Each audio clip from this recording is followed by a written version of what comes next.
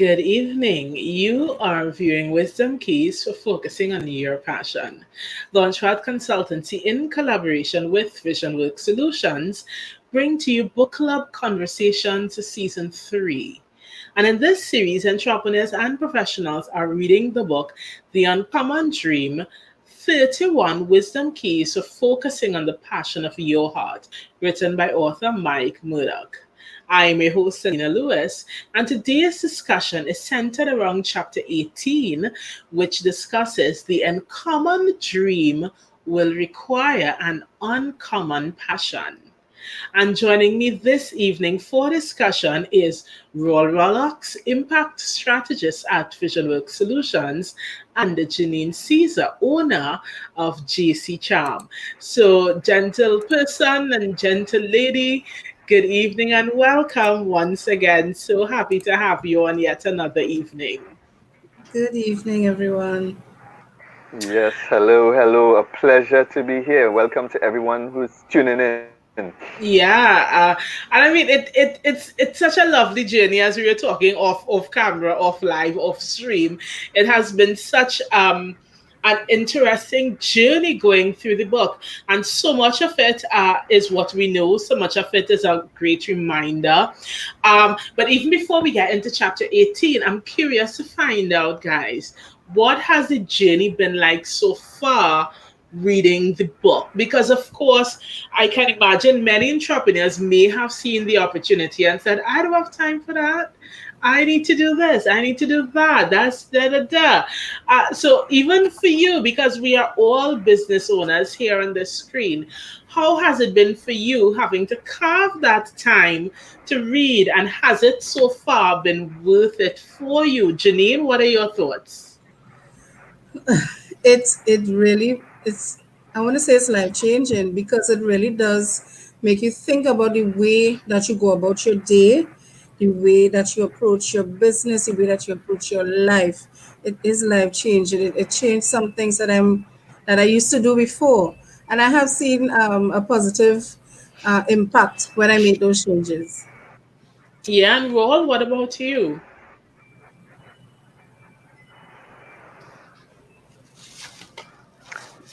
I guess the way the book was written was helpful. I think if it was written in the traditional style, it may have been a little challenging. Seems like we've lost Selena for a little bit. But Janine, the Yeah. fact that the way he wrote it with the point form, with the examples, I think that was the first thing that helped, right? But for the most part, it was helpful in terms of bringing focus, right? It helped me to focus on what was important, to a deeper understanding of my offering and the persons that I am trying to reach. So I think the element of focus was the biggest takeaway so far for me. Yeah, I mean, for me, I saw myself reflected in the book in exciting ways and in scary ways. And that was most interesting. And, because some of the opinions of the author are also views that I have. So when I look at it and I see him take what so many would consider an extreme statement and put it out there as the most normal thing, well, I was like, oh wow, it really is an experience to see yourself It reflected in Yeah, the is. book because it yes, reminds you. Um, I think it reminds us all in a validating way that we are on path. We are on the path. Because, especially with COVID and having to pivot as much as many of us are having to do, it could be such a shaking experience that we do and we must question just about everything. We have to, go in like the child with the truck and pull it all apart. That's what we have to do, pull it all apart. And I think what reading the book does, while we're pulling apart the vision, the existing vision, the vision for expansion, the vision for rebranding, wherever in that line that we find ourselves, while we're pulling it apart, what the book is doing is reinforcing all that is good. and all that is right, and all that is complementary to getting there. And at least that is my feeling as I read the book. And it keeps me excited to know that I'm coming on to meet different ones of you each night to, jump into these discussions. But even as we focus in now on chapter 18, and of course, I must take a moment to say hi. How do you do that to everyone who's viewing live? Feel free to comment, share your thoughts with us in the comment section, because yes, we're talking here on this platform, but we also love hearing from viewers. Yeah. But even as we zoom in on chapter 18, my favorite question: what stood out to you the most from this chapter? Janine, you want to jump in? For me, what stood out most is when he said you're going to be tested. Uh, your passion is going to bring out the dormant passion in others, right? And it's going to create hope and it's going to inspire. But with that now, people are going to test you. Situations are going to test you to ensure that when their passion is ignited, that they are also on the right path, that this was the right thing for them. And that made me stop and think, have I lit a fire in anyone that I know? Have, has the way that I function, has that made a difference in anyone's life? And I don't mean tangible. Is there anyone that has seen me and the way that I work? Has that made them think about what they do? And has it made them make a positive step towards changing their life and making things better for themselves? It made me stop and wonder, think about those that I know and the way that I've impacted their lives. Yeah, Roll, what about you? What stands out the most for you as you consider Yeah. chapter 18?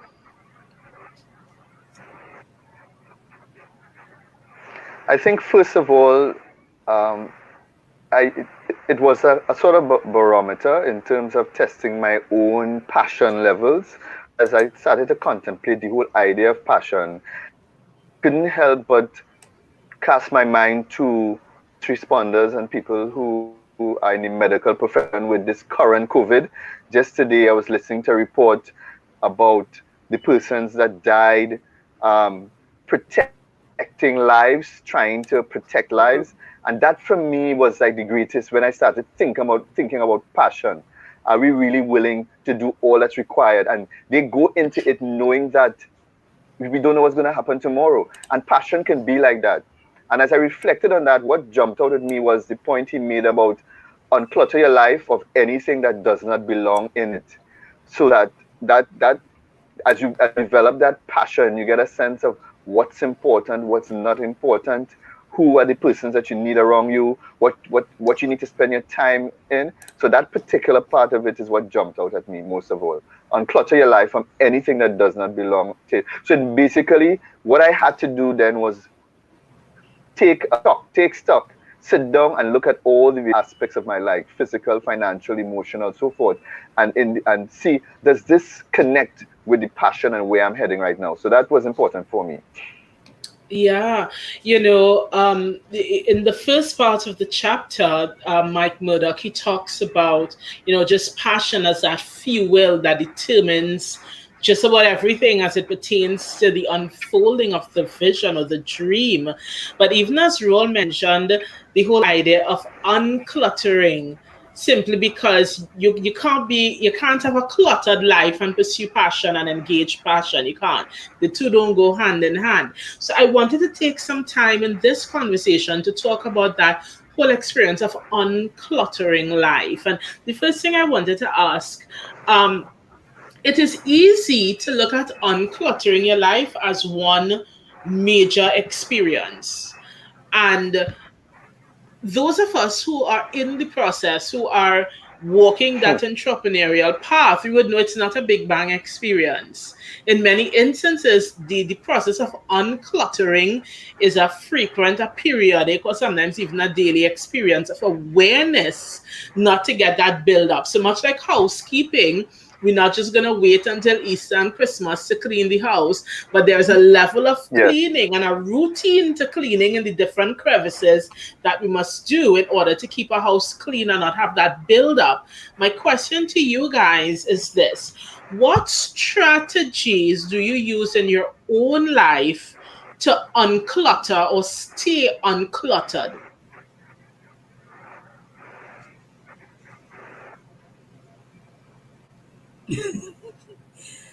See, Hmm. these are the moments when I tell I guess I can myself, jump in. when we sit in silence, I tell For myself, me, I Alina, you have asked a good question. This is one of those moments when I get that silence. Go ahead, roll.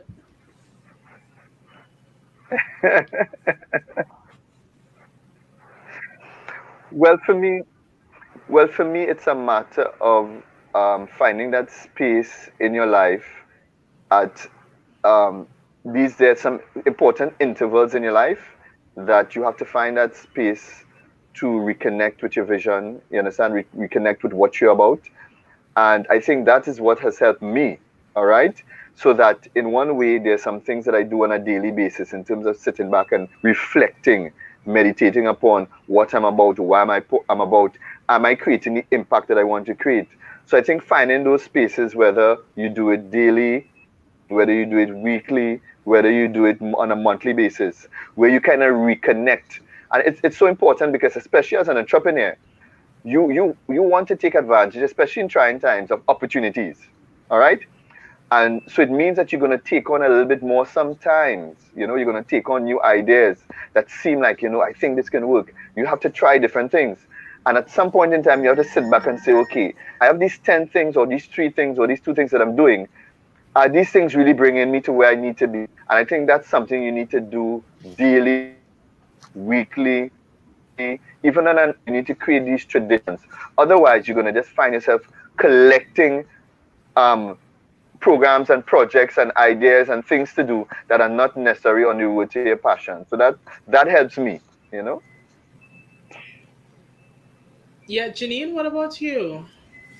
For me, he made a point where um, he said schedule fewer appointments, and that has well made me sit back because I've said before I love organization. So the night before, I would make a list of things to do for the day. Whether I get them all completed or not, I know this is what I want to accomplish for the day. But I sat and I wondered, am I putting too much into my day? Is that, and I wondered if it's going to hamper my vision. You want to steer your ship to a certain destination.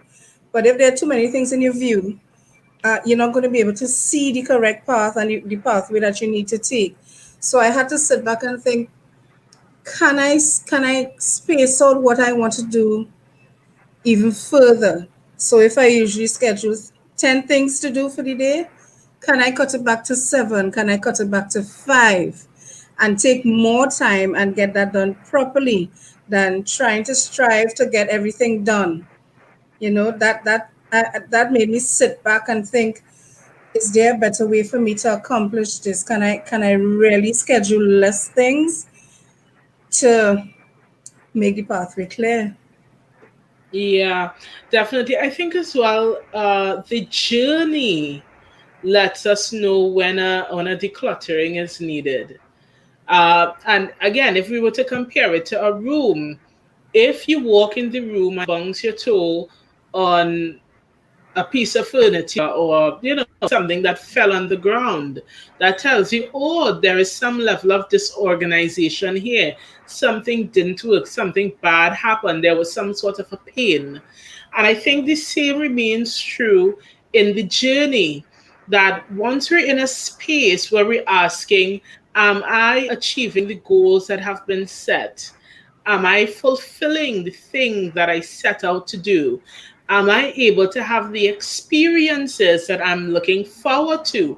If the answers become no or unsure at any point, that too is a moment that helps, I think, with what Rolly first talks about intervals. It helps us to know the intervals, because the intervals could be systematic You could set it by a time, but the intervals could also be presented to us based on the journey, because the fact that we are not achieving, we're not engaging, we're not fulfilling, or we are unsure means we need to take a step back and look at all of the different compartments of personal life, entrepreneurial life, professional life, so we could see what in this is working to produce the results and what is not working. But something really stood out to me in the book, and he spoke, Mike Murdoch, and he spoke and he said that friendliness is not friendship. And he goes on to say you cannot be friends with everybody. Do not feed friendships that weaken the enthusiasm for your dream. So, even as we look at this notion that friendliness is not friendship, my question is, how does this apply to you in your own journey as an entrepreneur? That's, that's another sit back moment where Yes, we're having um, some deep conversations this evening. I love it. We I love it. soaking in it. Yes. I love it. Um, for me, I look at it from a professional standpoint. You Yeah, can be friendly. go ahead, Janine. You, you can be friendly with those that you work with, but you can then out of those relationships, you can develop a friendship. The onus is on you, however, to determine and to discern which one needs to be fueled and which one needs to be left where it is. Because, sometimes they say familiarity breeds contempt. I don't want to have that in any of my relationships, be it be um, professional or private. So I need to discern now. I can be friendly with you, we can get things done. But when it comes to friendship is something that I treasure. Um, I don't need to go that far with you and make you part of my circle, because then now um when things go awry, how do we continue? And I don't want to have to deal with that situation at all when it comes to my business.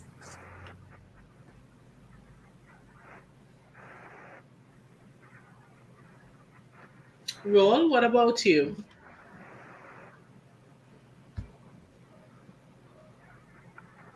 I get the sense when I read it, I got the sense that Mike Murdoch was getting to unmasking persons who have motives that are not conducive to helping you reach where you want to reach. In other words, you have to look at these relationships and determine, why is this person in my life? Take that kind of stock. Because sometimes there are friendships that we cultivate. But I think I get the sense he's looking at those persons who attach themselves for you for motives that are not in keeping with where you want to go, and they present themselves as friendly. They present as, oh yes, I love what you're doing, but they're just opportunists and they're really not connected to your passion. So that is really a really interesting that Mike Murdoch put in there, because it can certainly happen. It can certainly be one of those things that you have to, from time to time, take stock and declutter from your life. This person has come on board. This person is presenting themselves as being helpful. But when you measure, I could always remember my parents saying, you have those kinds of friends that will never invite you home. You understand? They will never include you in a birthday party, but they want to be friends when it's convenient to them. You understand? So I think similarly in business, you're gonna find people like that coming around you. And I hear a lot of entrepreneurs talk about it, and they always go through this process of saying, "Oh gosh, I thought this person was for me, but then I realized this person is not for me." And I think as you go along that road to finding that passion, the passion, as you see that enthusiasm, you see take initiative, all right? And when you don't see that kind of thing, it indicates that maybe this is not somebody who I want to consider as friendship to this particular passion walk that I'm on. Yeah. So I have a question, and it's a sandpaper question, so I'm telling you one time. And my question is this: as we consider the writings of Mike Murdoch, how do you, as an entrepreneur, because we are all people who want to make social impact and be a great support as we grow. Yeah.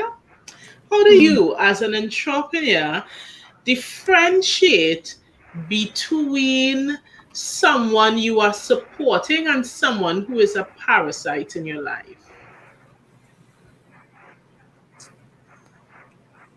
When it becomes a hassle, you don't, for me, if I don't feel the joy just by seeing them, because you can work with somebody and they're just around and you're friendly with them, but when it becomes a joy, hi, how you going? You're genuinely interested, or they are genuinely interested about what is going on in your life. For me, I've always been able to tell those who just asking to hear, and they're hearing with a side eye, seeing the side eye, but they're listening with a side eye. And those who like, how you going, how are things happening, and within that conversation, while it's unsaid, you can hear the how can I help, or what can I do. I can discern that. I feel it. I usually feel it. So for me, it's usually it's easy for me to follow and to find out just by listening to you. Do you want something, or are you genuinely interested? So it's easy for me to realize where you're coming from. Yeah. Well, what about you? Yeah, I think similar along the same vein. I always talk about this. Networking. A lot of people talk about getting into networks, but they often consume it what they can extract from the network and not what they can bring to the network. So for me, that helps me determine if I'm forming a relationship, and it's all about what the person can get, and they don't take that initiative to bring. Take for example, even business. Sometimes you connect with persons, and they don't ever bring business your way. They don't ever recommend you to one. They don't even in a thought say, I was thinking about you. Nothing like that. You understand? But they're always concerned about what do you have for me today? What can you give me? How can you help me?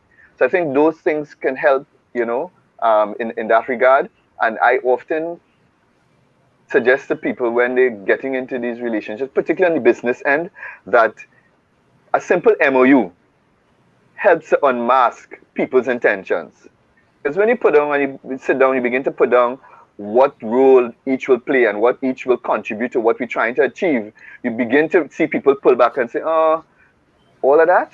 I didn't really expect. When you begin to see that pushback, it will give you a sense that nah, this person probably isn't serious of bringing something meaningful to the table. They only wanted to extract from me rather than contribute.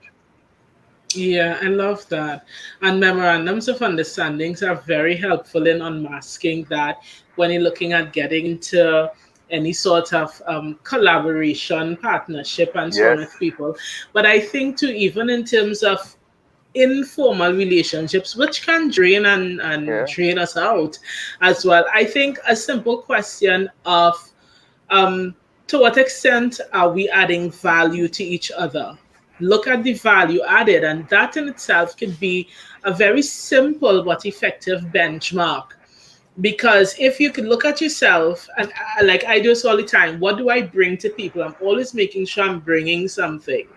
And something, of course, doesn't have to be tangible. It could just mean support, a listening ear, a solution, a recommendation, a connection, whatever it is.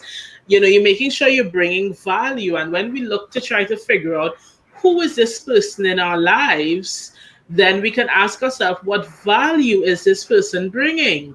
Because again, value doesn't have to mean they do what you do the way you do it. It just means when they present themselves in your life, in your business, your projects, your whatever, they're not just existing or receiving, but they're also contributing to push the business forward, or the idea, or you, or be a support to you, whatever it is. So I tend to look a lot at the value added. But one last major point I wanted to ask you guys about. Mike Murdoch spoke about protecting your health, your personal health. And my Before, question can I is, suggest say go ahead. something? Sure.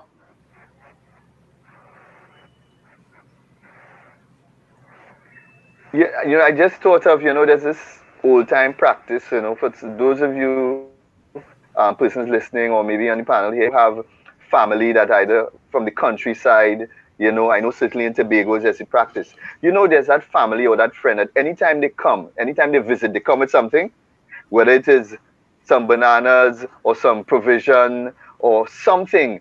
Every time they Yeah. come to you, they always come with something in their hand. I must bring this for you. Take this, that, take whatever it, I thought about that very old time measure that we can use in our business. As you were talking about value there, that thought came to me, right? Roll, take me back there. No, I remember that feeling. There's nothing like it. You smile from the time you see the person. From the time you see the Yes, person, they could be coming empty-handed, but you know what they usually bring into your life, and that really is a country thing. They really do yes, come yes, with something in yes. their hand. Really take me Yeah, back there like that. Thank you. definitely. We want to look for value added. But yes, Mike Murdoch, he spoke about personal health and the importance of protecting your personal health. My question is because I'm really wanting to bring it down to the daily because I don't want our conversation to be so far out there that persons who are new to entrepreneurship or whatever that they feel like it's too far fetched. So I'm bringing it back, this conversation back to the daily. What do you do on a daily basis to help protect your personal health as part of your job in preserving your passion? Because your state of health affects your ability to pursue your passion. What do you do on the daily to protect personal health? For me, he spoke about fatigue.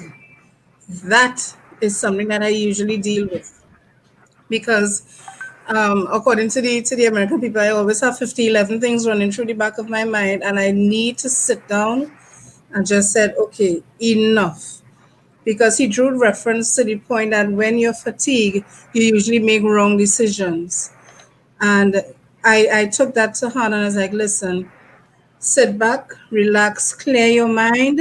Tomorrow is another day that is going to take care of itself. It doesn't mean that you don't plan for the day, but after you plan for tomorrow, try to recharge, try to bring some sort of relaxation into your life so you can deal with tomorrow when it comes. But you do need to deal with fatigue. That is a real thing. Yeah. Well,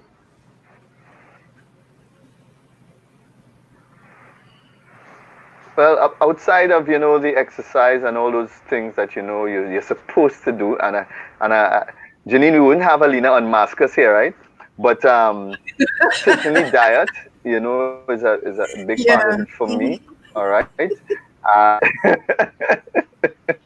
you know, maintaining balance. That I have learned for me in particular, and it's said about men and well, I guess people in general. That weight that we carry around our waist, right, leads to all kinds of complications, and we don't realize that just carrying around this extra weight, you're talking about diabetes, blood pressure, all those things.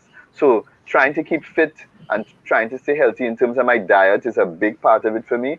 I am always motivated by Mandela, and I remember getting into Mandela to try to understand how he made it, how he survived. And he mentioned that he had something that he called an inflexible discipline. And I try to put that into my life. I don't succeed every day, but every day he commits to doing some sort of keep fit, some sort of exercise, because he made the link between that and the strength of his mind that allowed him to survive 27 years in prison. So similarly, I've tried to do those things in my life. I don't get it every day, but at least every week I try to get fitness in and eating healthy and so forth. So certainly your health is your wealth. I believe in that. yeah. And I just want to emphasize and compliment to what both of you mentioned, the importance of protecting your mental and emotional spaces. And I'll give you a simple example.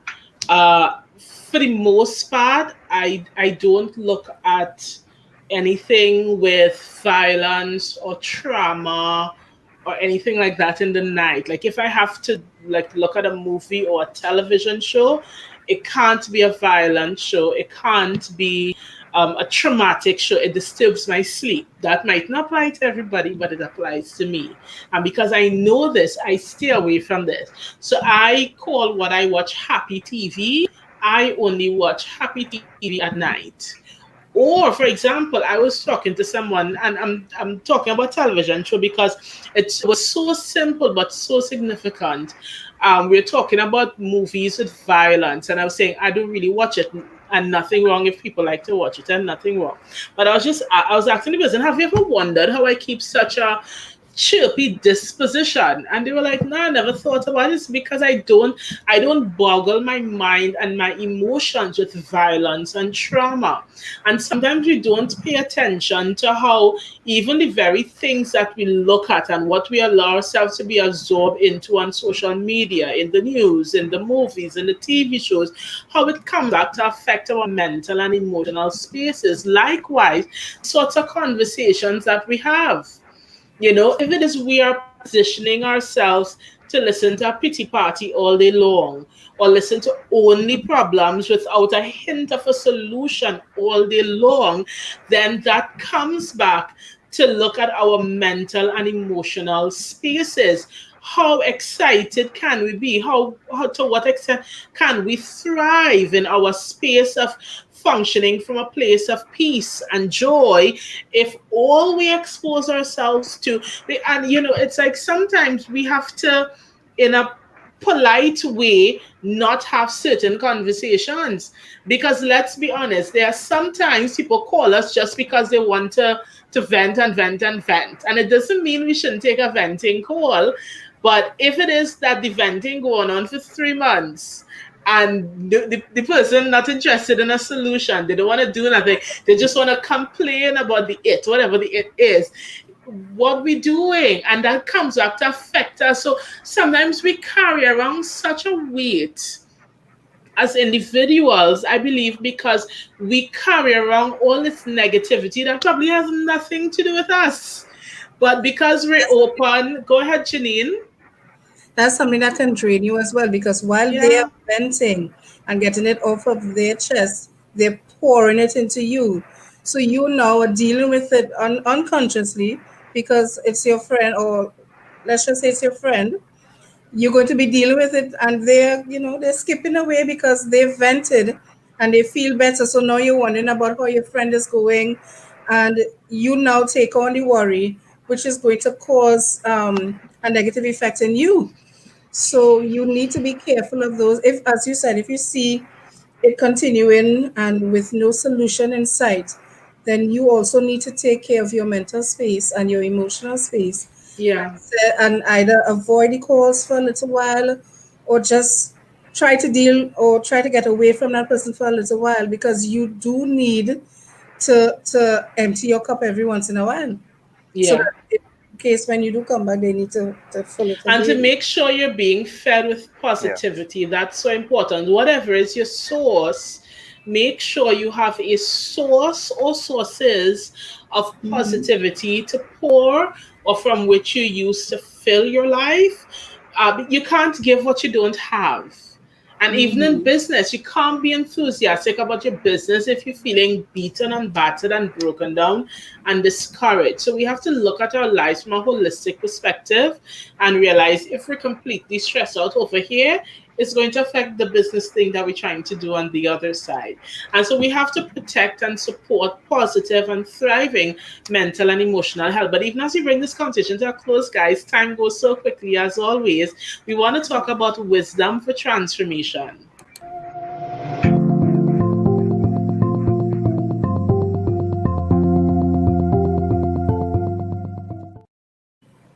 Janine, what are you activating or recommend be activated based on the readings in chapter 18? Well, for me, he spoke about the enemies to your passion, the fatigue, the double mindedness, the doubt. You need to take control of that, because that is going to take away from your focus towards getting what you need done. So for me, I need to sit and look at those things and try to, if not eliminate them, try to manage and mitigate as much as I can. they affect me. Because again, you don't want the fatigue because you don't want to make wrong decisions. You don't want the double mindedness because you need to be sure about the direction that you're taking, and doubt is going to kill that passion. So I do need to take those three things um, into account and deal with it. Yeah, well, what about you?